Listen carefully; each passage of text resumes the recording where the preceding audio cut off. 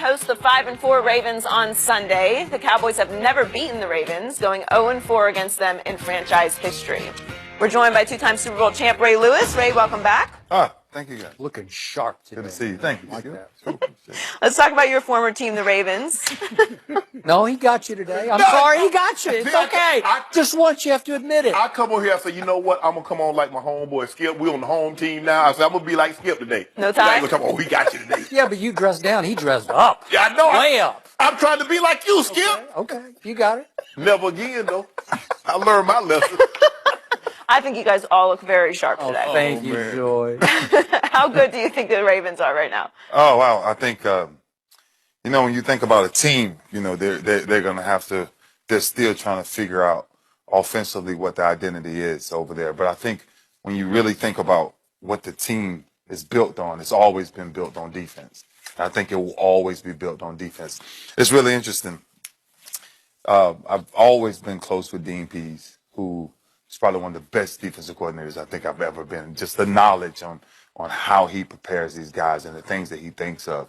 So when you think about what the Baltimore Ravens are doing defensively, I don't think people really understand their numbers, right? So I get a call the other day. If you think about their total defense, they're number one. Third down percentage, they're number one. Rushing defense, they're number one.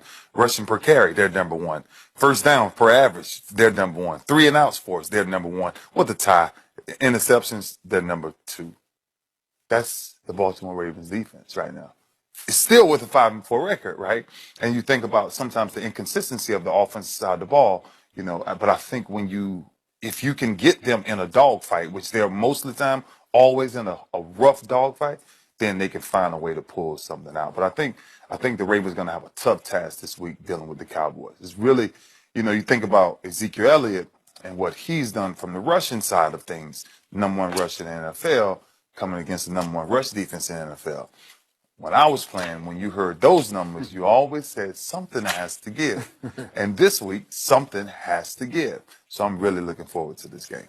So what he just described was the good old days of 2000, except you did have a Shannon Sharp who could make one play. You just needed one play, We just right? needed one Big play, Shay? Yeah.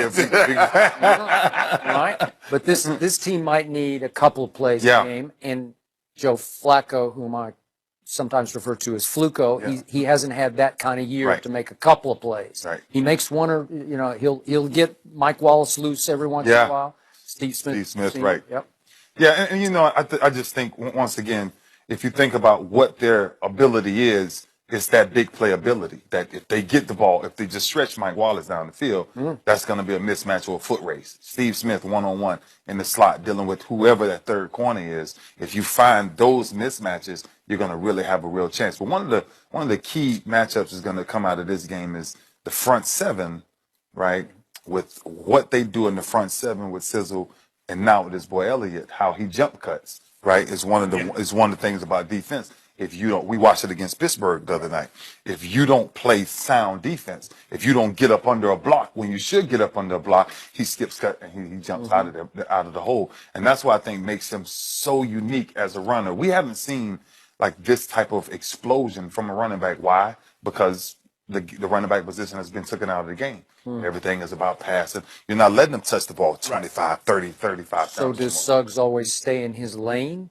I tell you one thing about him. When you piss him off enough and you let him know what type of talent and what type of challenge it is, he responds. And I think in this game, them knowing what they have to do, which is stop the run. Now look, you're going against probably the best offensive line in football. So now you have a way to measure up with all of these numbers, saying, can we back all of these numbers up? I think they have a good chance going down there to do it this week. I've always liked purple, and that's just who I am. So The thing that I love most about football is man against man. yes, sir. You're trying to move a man against his will.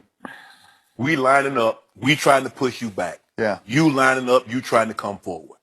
Some got to give. Okay. So all on the board. All the Ravens see when they walk by, Ezekiel Elliott got over 1,000 yards. The third guy, the third most yards in his first nine games to start a career. That's all they see. Ezekiel Elliott, MVP contention. Dak Prescott, MVP contention. Like, what a minute. Right. Here we go. They barely mentioned. I know our record's 5-4. I know we don't. We're not. where we want to be. Yeah. But as I told Skip earlier, this is a prideful bunch. Yes, sir. And when you play on that side of the football, when you coming in and you put on that black and purple, there's a pride factor. Yes, sir. It doesn't matter what transpires on the opposite side of the football. It doesn't matter who we play. We are the Baltimore Ravens defense. And we play that regardless of who we play against. Now, tell you what's going to happen. They're going to get on that bus, Suggs and Jernigan and C.J. Mosley and Williams. They're going to get on that bus, and they say, all they talking about is Zach Martin. All they talking about is Fredericks. All they talking about is Tyron Smith and how they can do this and how they can do that. Watch what they do to Zeke. I told you, he ain't getting no 100 yards against this group.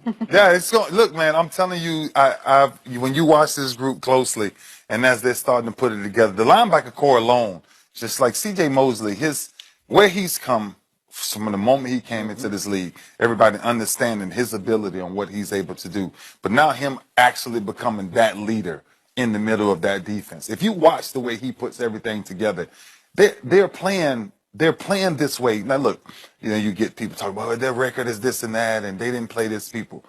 I don't care what their record is.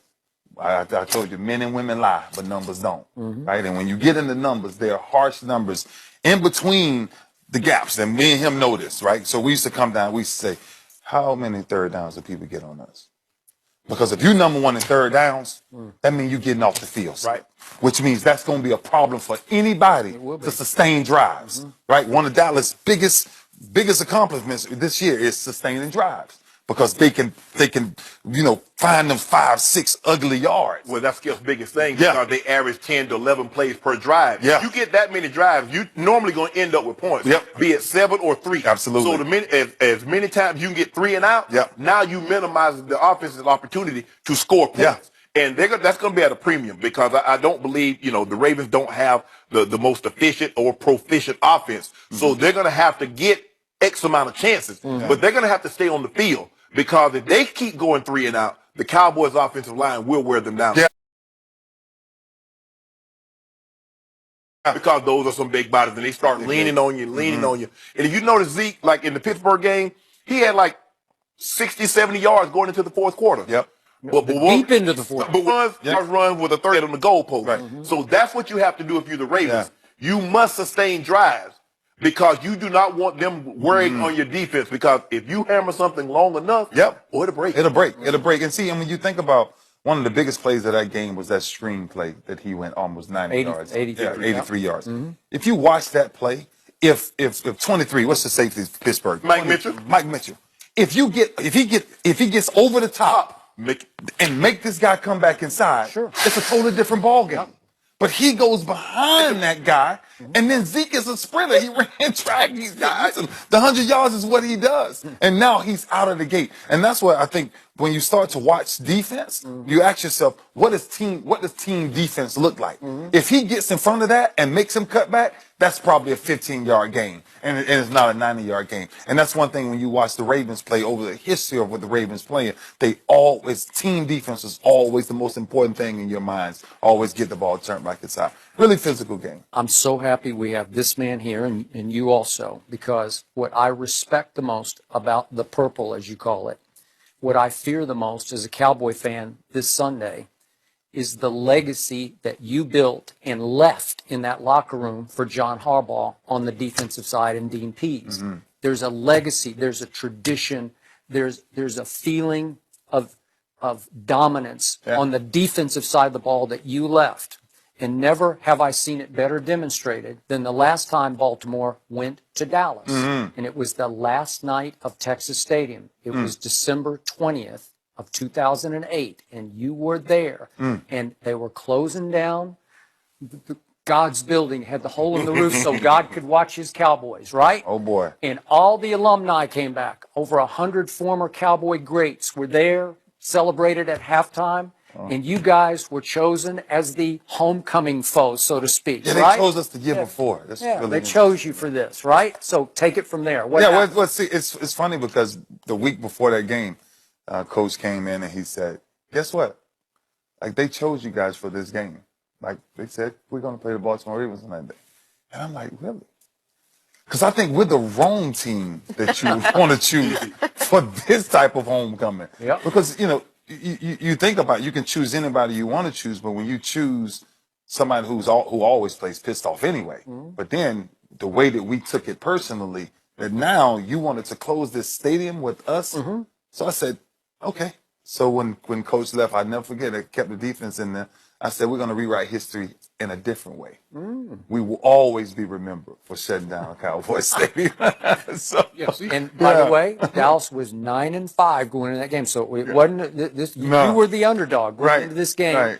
And my man Tony Romo had 2 touchdown passes, but he also threw 2 picks. Yeah, buzzsaw. Right? Yeah, it he was ran a into buzzsaw game, and the Ravens upset the Dallas Cowboys, upset them in many ways. Yeah, I ain't never lost to the Cowboys. Is that right? Yep. We Yeah, played them in 2000 when they had Emmett and Troy. Yeah. And it was Kind of the In Baltimore. Yeah, it wasn't pretty, Skip. 44, we put up 44 No, on them. 27-0. 27. They might have had like 120 yards. Right. It wasn't pretty, Skip. It wasn't This pretty. night was 33-24. That's how you close Yeah. Texas Stadium. Yeah. And I'm sure this group this year would like to I go think in and spoil the party. I think they got a chip on their shoulders. You know, you think about the games that they've been in. You watch them, what they did to Pittsburgh 2 weeks ago, and now you watch this team kind of trying to build momentum, right? Because they're in a division that nobody. Very winnable. I mean, wow. I mean, they have Cincinnati twice. They have Pittsburgh one more time in Pittsburgh. If you just split those, you come out of the AFC North as the champion, and you buy a berth into the playoffs. So I think they have much more to play for. Well, like you said, something's got to give. Yeah. Well, Ezekiel Elliott is going to be a part of that. And coming up, Ezekiel Elliott is now the favorite to win the NFL MVP. So we'll get Skip, Shannon, and Ray's MVP picks next.